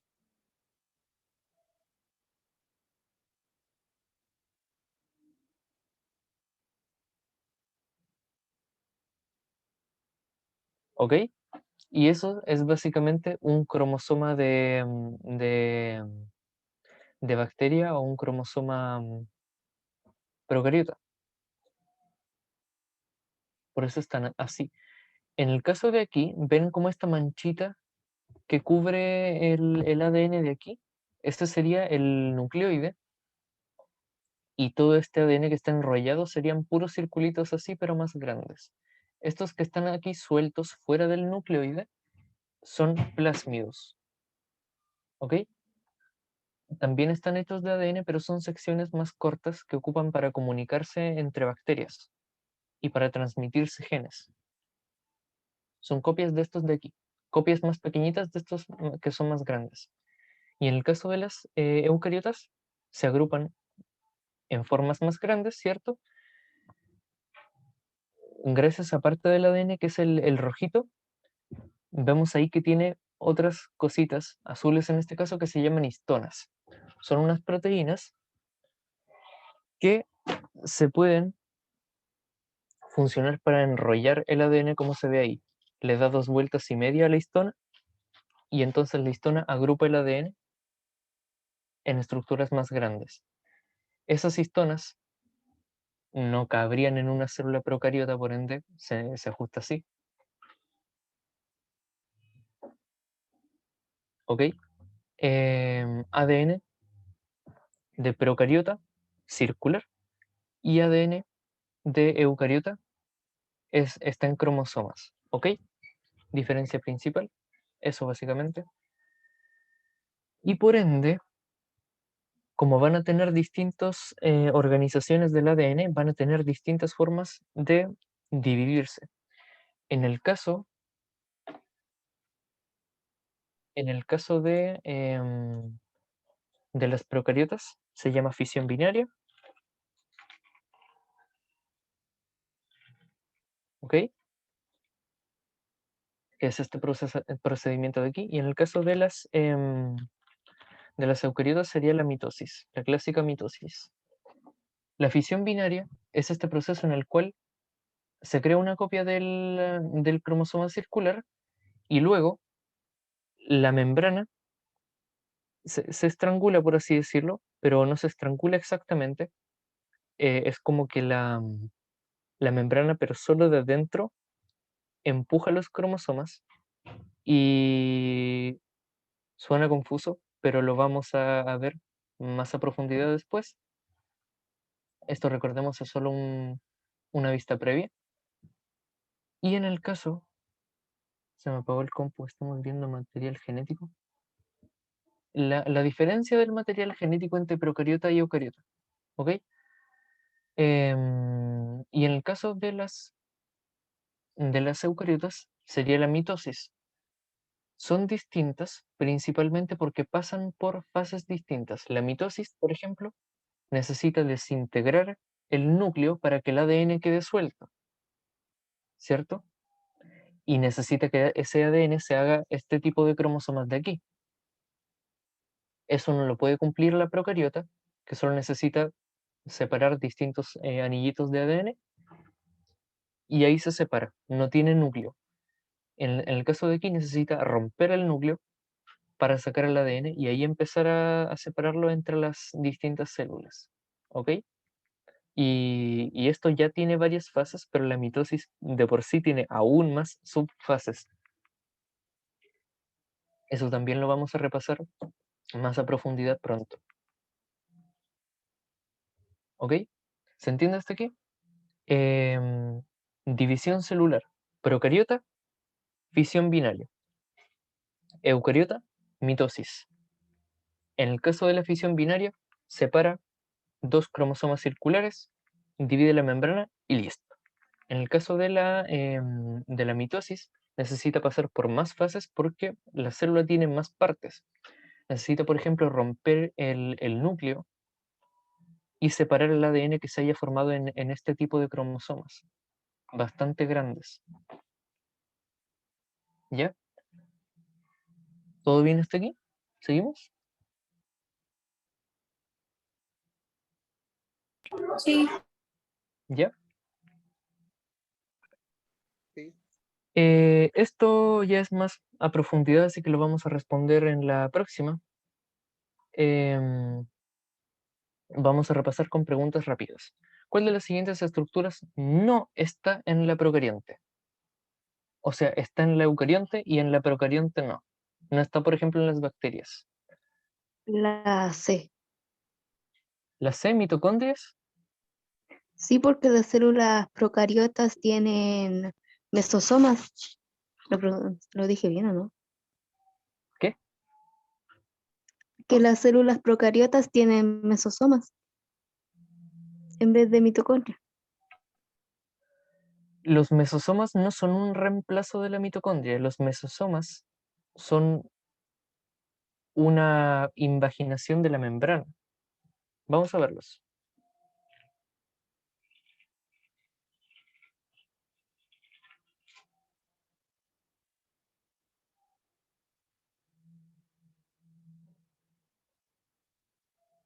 Esto es una mitocondria, ¿ok? Y estos son los mesosomas.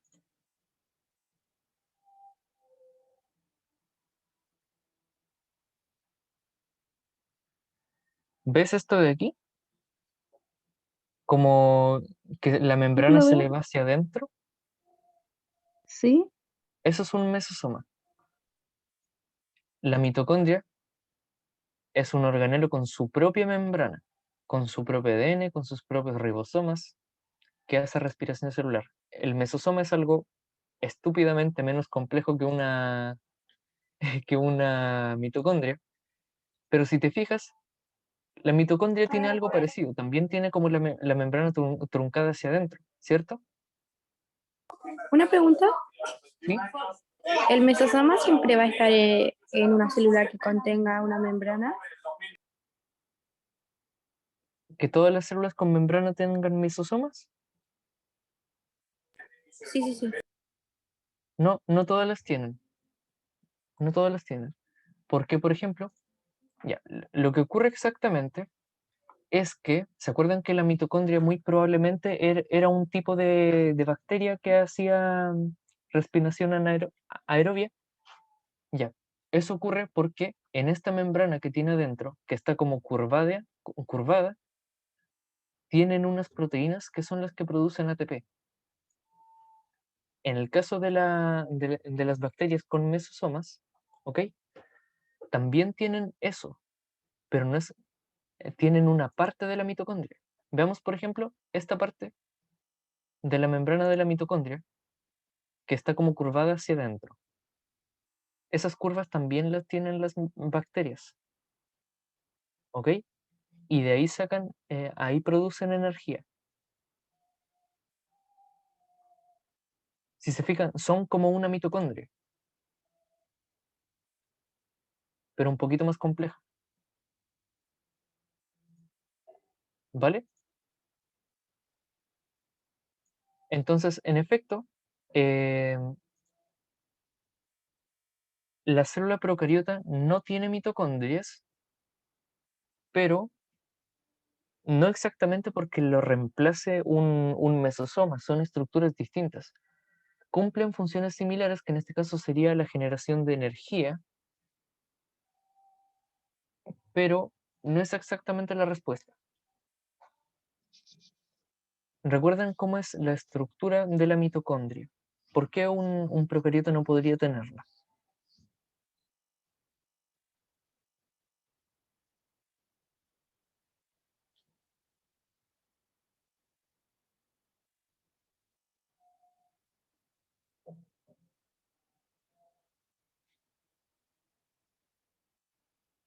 ¿Recuerdan las características de los procariotas?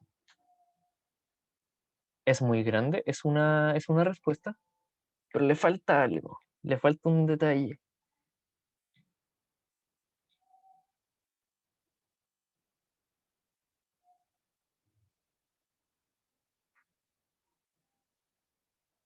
¿No?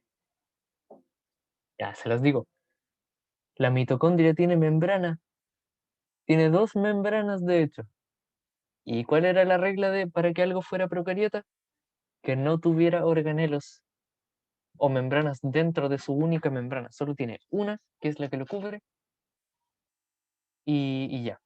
Y dentro no puede tener ninguna membrana. Y la mitocondria, aparte de ser muy grande, que no cabría, pues tiene varias membranas. Esa sería la respuesta principalmente. Entonces, estructura no se observaría en célula procarionte, mitocondrias, el ADN sí lo tendría, todos los seres vivos necesitan ADN, ribosomas también porque necesita generar proteínas, membrana plasmática también lo vimos, tienen su propia membranita, y cromosoma igual tendría, solo que sería un anillo, no como esa X que tienen los eucariotas. Mitocondrias porque las mitocondrias tienen membrana y los procariotas por definición solo tienen la que los cubre y ya. No tienen membranas adentro. ¿Qué más? Actina y tubulina son proteínas globulares que forman parte del citoesqueleto y que intervienen.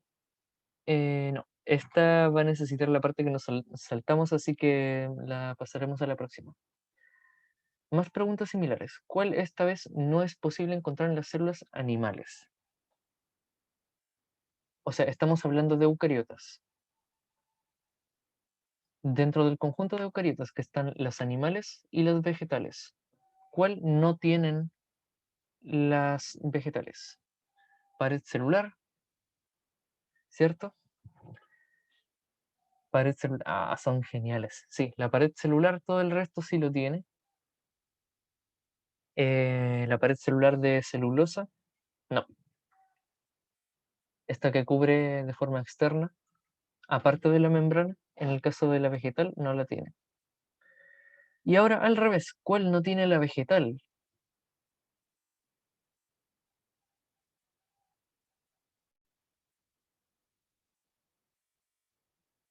La A, centriolos, ¿cómo se la saben? De la clase del profe Jorge, ¿cierto? Porque no se los conté aquí, de hecho nos los saltamos. Sí, no tienen centriolos. Exacto. Ya. Terminamos entonces. El resto de cosas son profundizaciones de lo que ya vimos. Se pueden retirar si quieren. Y si no, pueden quedarse a ver videitos que puse para relajar. Claro, es un descansito. Pueden irse a descansar por su cuenta si quieren, pero si no, pueden quedarse a ver videos aquí. ¿Les parece? Son videos de las moléculas que hemos visto. Ya.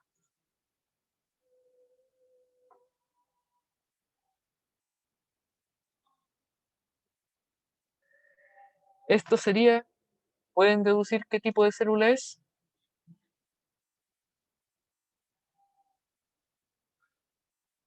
¿Pueden deducirla?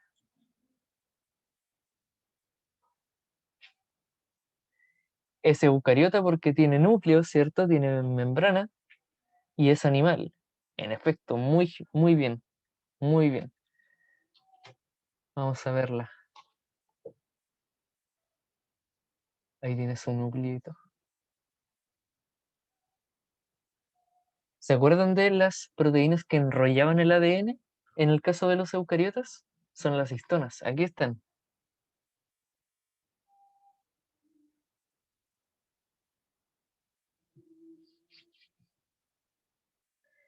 Y eso de ahí son proteínas, enzimas, que están creando copias del ADN. Se llaman ARN polimerasas. ¿Se acuerdan de que las membranas, aparte de fosfolípidos, tenían proteínas entre medio? Ese conjunto de proteínas permite que cosas salgan y entren dentro de esa membrana, que en este caso serían partes del ADN.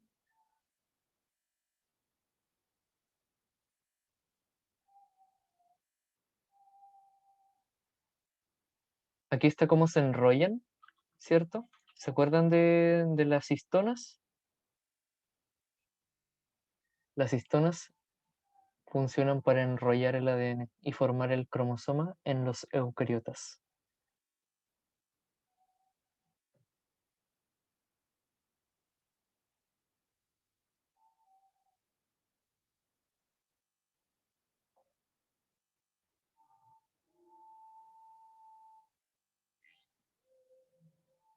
¿Qué se está formando aquí?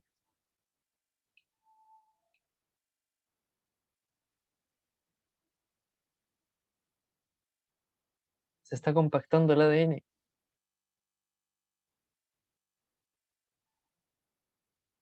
¡Wow! Es muy genial los cromosomas.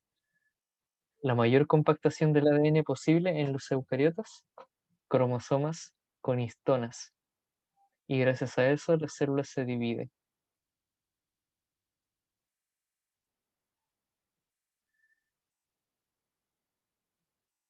¿Se acuerdan de cuál era este proceso? ¿Cómo se llamaba? La división en eucariotas.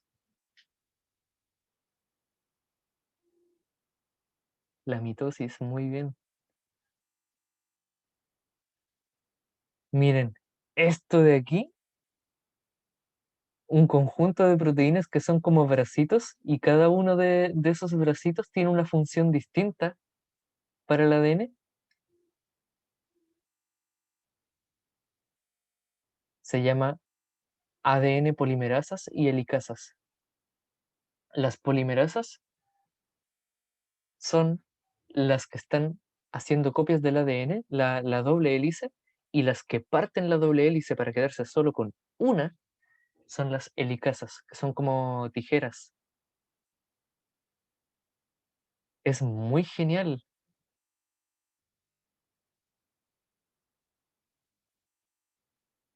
Y todo esto que es súper complejo se hace de forma natural. No hay una mente que ande pensando cómo deben hacerse las cosas. Ocurren mezclando las moléculas correctas en el momento correcto.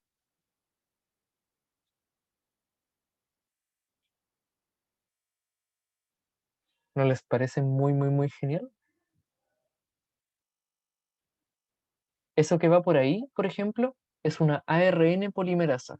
Lo que está haciendo es separar las dos hélices de ADN para generar una copia de una sola hélice que se llama ARN. Aquí la vamos a ver por dentro. ¡Guau! Miren. ¿Cómo se le llamaba el otro que nombraste aparte de polimerasa? Helicasa. Te lo voy a escribir.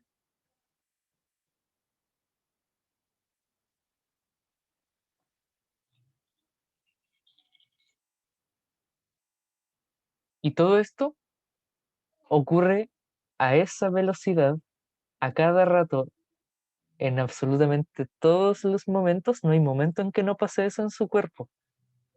Todo esto que estamos viendo ocurre en cada momento, en todas sus células. Es muy genial. Ahí vemos solo una hélice, cada una con su base nitrogenada. ¿Se acuerdan de eso? ¿Para qué lo hacen? ¿Para qué hacen qué exactamente? En este caso, ¿para qué crean una copia de una sola hélice de ADN? Que en este caso sería ARN. Ya. Lo que pasa es que, recordemos, la célula eucariota tiene el ADN separado del resto de la célula, lo tiene en el núcleo. Entonces, si necesitamos mover mensajes que están codificados en el ADN a otra parte de la célula, aparte del núcleo, necesitamos mover material genético. Pero si sacamos el material genético del núcleo, lo vamos a estar dañando. A lo mejor, por ejemplo, ese ADN que sacamos, digamos que este ADN, estos genes, codifican em, para que tu célula siga la instrucción de generar líquido pancreático. Digamos que es una célula del páncreas, ¿ya?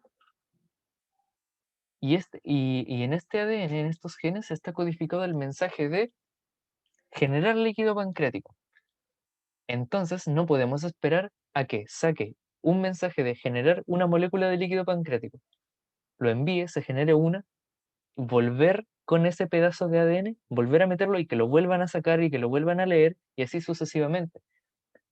En cambio, si podemos hacer copias desechables de esa parte del ADN, sí las podemos sacar. Y de hecho, se pueden hacer muchas al mismo tiempo y se pueden sacar de a montones. Entonces, sería como el equivalente a que el ADN es como un libro muy grande, ¿ok? Un libro grande y pesado con todas las instrucciones. Y si queremos sacar una, pegamos un POSIT, copiamos la parte que necesitamos y nos llevamos el POSIT. Sería como medio tonto que, por ejemplo, tengamos un libro de recetas de cocina, muy grande. Y por cada receta que necesitamos sacar del libro, por ejemplo, para prestársela a alguien, arrancáramos la hoja entera, ¿cierto? No tendría sentido. Sería mejor, por ejemplo, copiar la receta que sale ahí en un POSIT y entregar el POSIT. Porque así el mensaje original que estaba en el libro de recetas, y en este caso el ADN, no se pierde, se mantiene. Lo que se pierde es la copia, pero es eso, una copia, no importa. Entonces, lo original es el ADN, se mantiene muy bien cuidado en el núcleo. Y si queremos sacar una parte, creamos una copia desechable y así no exponemos el ADN, porque el ADN debe estar bien cuidadito. Y a esa velocidad se saca ARN en vez de ADN, que solo tiene una hélice y se lleva la parte que necesitamos sin llevarnos el ADN entero. ¿Se entendió? Es muy genial, a mí me encanta. De hecho, por eso quiero estudiar bioquímica.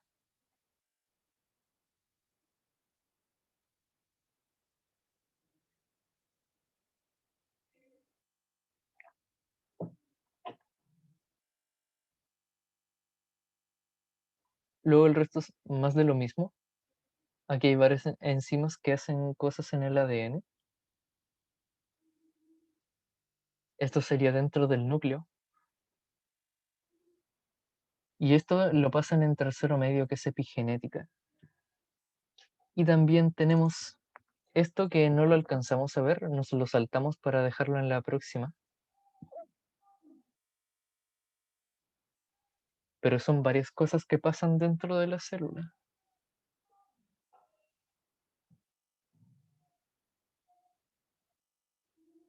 Ay, esto es muy genial. Los leucocitos, en este caso una célula del sistema inmune, se están colgando y descolgando de su medio, por así decirlo, como para rodar o caminar, mediante unas proteínas, o sea, unas lipoproteínas que tienen en la membrana. Es muy, muy, muy genial. Es como si tuvieran un montón de mini piecitos, pero que son como ganchitos, y se van agarrando, rodando y descolgando.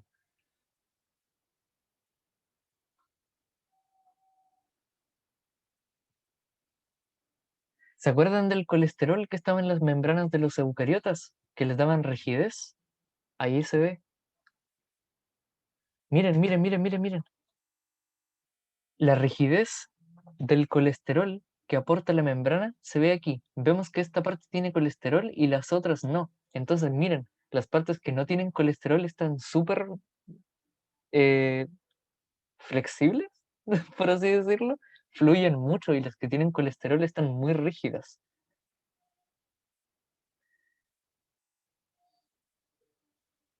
Y así podemos hacer flexibles solo las partes de la membrana que son necesarias y el resto no.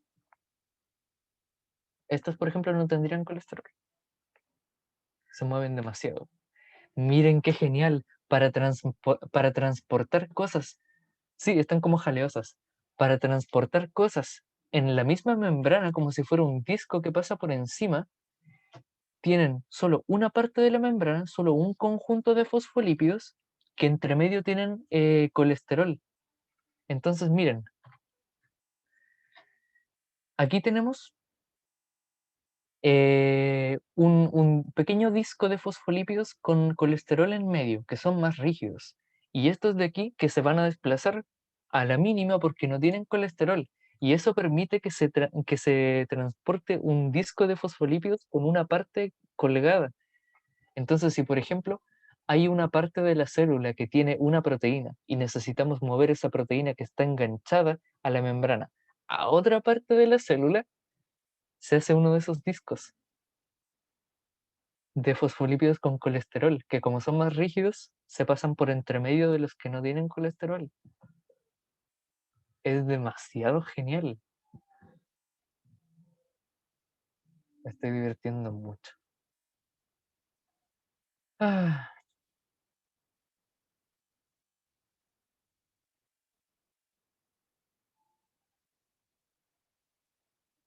no sé si se nota, no sé si me estarán viendo la cámara, pero me pone muy feliz ver este tipo de cosas y saber que todo eso ocurre dentro de mi cuerpo. ¿Saben lo que se está formando aquí? ¿Alguien sabe?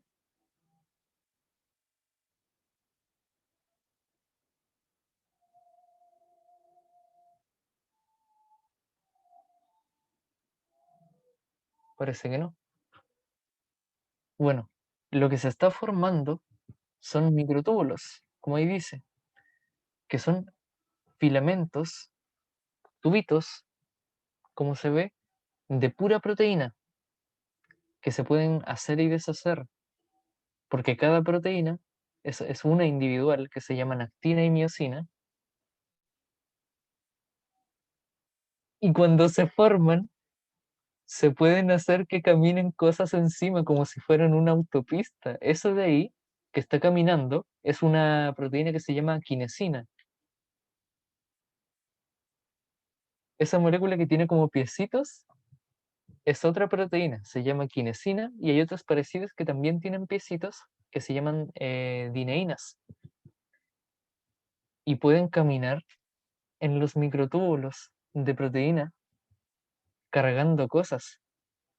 Vimos que, por ejemplo, aquí la quinesina está llevando una vesícula, o sea, está llevando una membrana, como si fuera un cartero que lleva un paquete, pero el contenedor del paquete es una membrana y el paquete está dentro, que sería, por ejemplo, un conjunto de moléculas.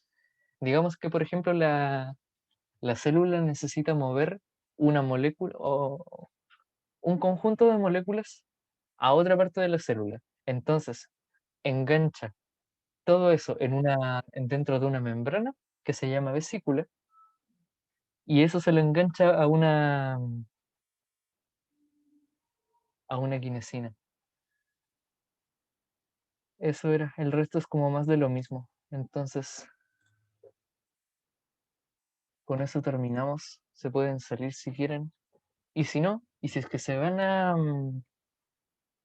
es que van a hacer la ayudantía de química, pueden quedarse aquí porque...